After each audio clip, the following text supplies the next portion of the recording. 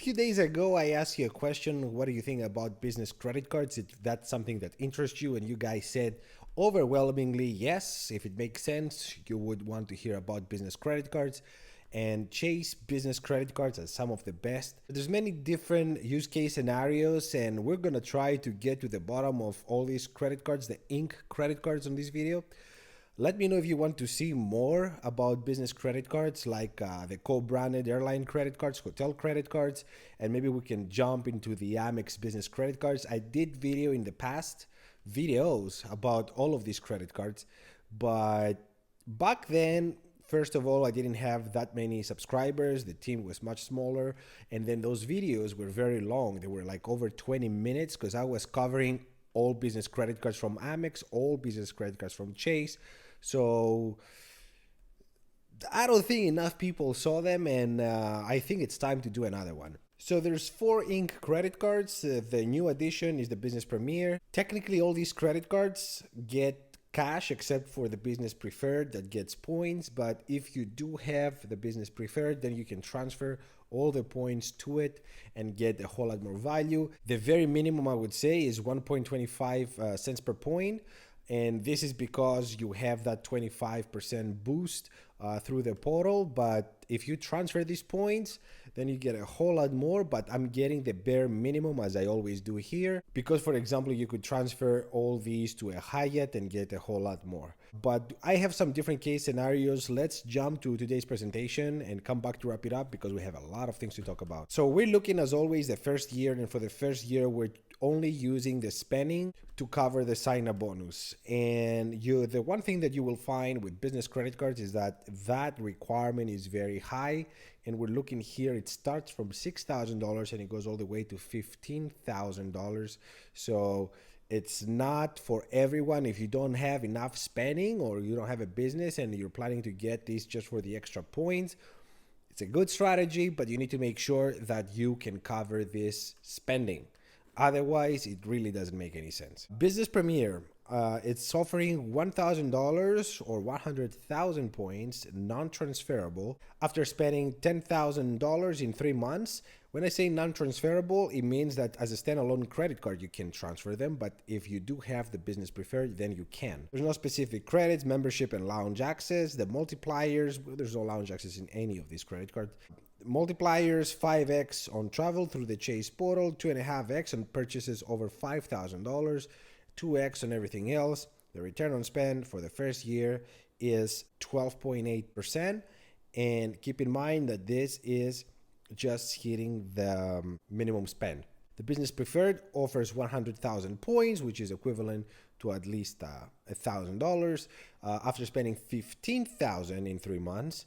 The main difference here is as the Preferred is able to transfer points to travel partners where the Premier is not. So that's something to keep in mind. The multipliers 3x on shipping, advertisements, internet, cable, phone, travel, 1x on everything else, 25% boost through the travel portal. 11% is the return on spend. Very disappointing actually because that high spend. The business cash is my favorite, possibly from all of these, is the equivalent of the Freedom Flex. And it offers a sign-up bonus of $750 after spending $6,000 in 3 months. 5x on supply stores, internet, cable, phone, 2x on gas and restaurants, 1x on everything else is the multipliers, and the return on spend is 15.1%. The Business Unlimited is the most plain Jane of all of these credit cards. $750 after spending $6,000 in 3 months, 1.x on everything, 14% is the return on spend. And the one thing I have the asterisks here because all these technically are cash back, but they are ultimate reward points. So you can technically, if you have the Business Preferred, transfer these to it and then through the Preferred to travel partners. So you could transfer to Hyatt and get 2x on everything really and double everything you see here. Now, the other scenario I wanted to explore is with points transfer. So in case you get one of these credit cards, a standalone credit card, but you also have the Business Preferred, and what happens then? And you will see that the Business Premier goes to 16.48. It goes up a little bit. The business preferred stays the same because this is the transfer credit card. The business cash goes to 18.88, so like 19%. And keep in mind, this is with a bare 1.25 cents per point. So at least that. And 17.52 is the business unlimited. And then I wanted to see what happens when we use them in the trifecta scenario, or quadfecta in this case. And we see that for the first year, the return on spend would be 14.97 at 15%. Bare minimum. This is with 1.25 cents per point, so through the Chase portal. But again, you could transfer to a Hyatt, get over 2x, and double what you see here. But as we know, what happens in the first year is one thing, what happens in the second, and every year after is another. For that, we apply our imaginary budget of $12,000, equally spread between travel, restaurants, gas, and shipping in this case, not groceries, because these are technically business credit cards. And we see that for the second year, the Business Premier is 1.1 cents per point as a standalone credit card. The Business Preferred is 1.7, again, if for that 1.25 cents per point, not 2 or 3x to Hyatt. The Business Cash 2.5, and the Business Unlimited to 1.5, because if you don't have the Business Preferred, you can't transfer these points, so therefore you get a whole lot less. Now with the transfer option, we see that everything jumps a little bit. The Business Premier goes to 1.79, 1.8 at least. 1.7 stays the Business Preferred. 3.13 goes for the Business Cash, and the Business Unlimited is 1.57.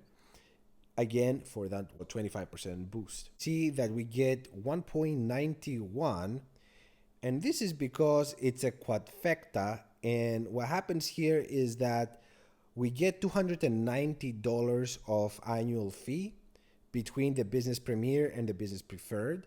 So in this case, we're not getting the best case scenario. We're getting basically 2x, 2%.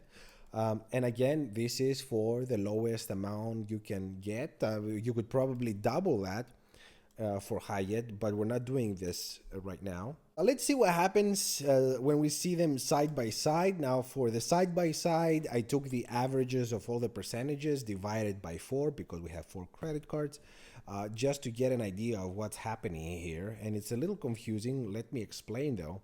For individual, we're getting an average of 13.2% for the first year return on spend. With points transfer, we get 15.8. But as quadfecta, we get just under 15. And you might ask why.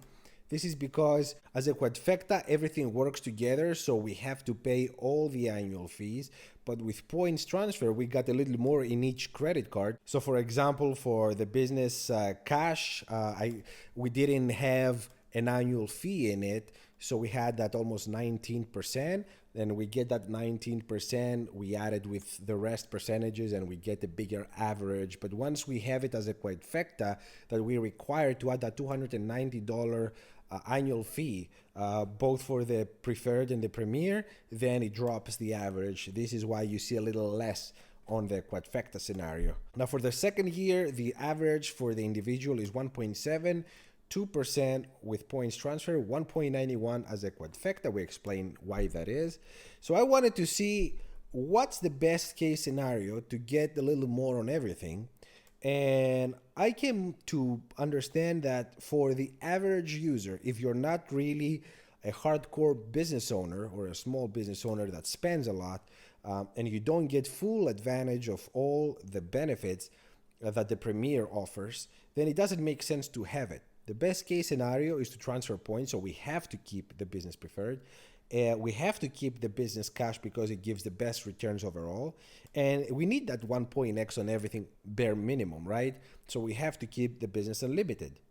In that case, we have a trifecta. So for the first year as individual, we see 13.3.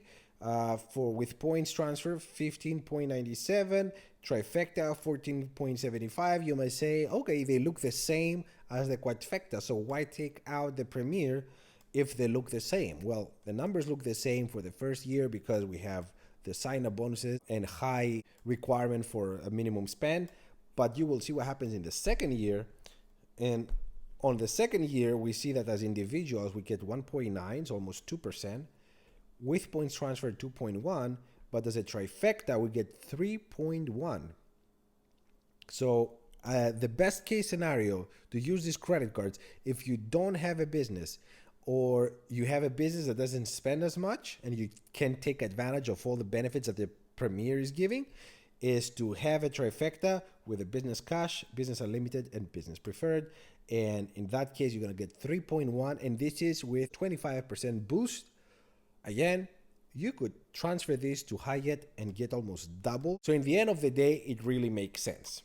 Now, is this for everyone? No, it's not for everyone. First of all, there's a high spending limit.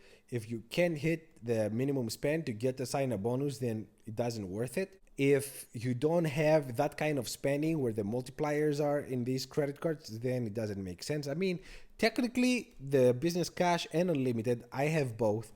I am not using the unlimited because I have my Freedom Unlimited. But I am using my business cash because it has that 5x on phone bills. So I pay the cell phone with that and I get 5x every time. So that's amazing.